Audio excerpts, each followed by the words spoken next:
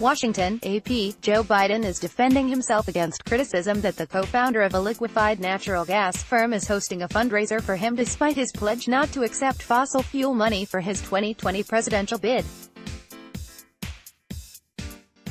The former vice president said Wednesday during a CNN climate town hall series that he's not violating his pledge because Andrew Goldman is not a fossil fuel executive. According to certain corporate filings, he's not listed as one of those executives.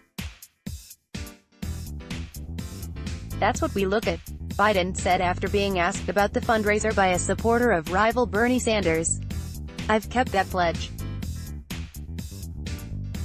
Period. Some environmental leaders, including several who pushed Democratic candidates to refuse fossil fuel money, say Goldman's involvement in Thursday's fundraiser still violates the spirit of Biden's commitment.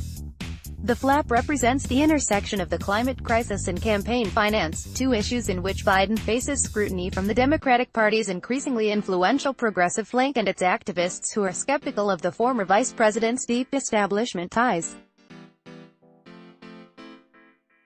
Biden is one of 18 Democratic presidential candidates who signed a pledge, crafted by various climate action advocates, not to take contributions over $200 from oil, gas, and coal industry executives, lobbyists, and PACs, and instead prioritize the health of our families, climate, and democracy over fossil fuel industry profits. Goldman is managing director of the investment firm Hildred Capital Partners. He's also co-founder of Western LNG, a firm developing a Canadian natural gas facility.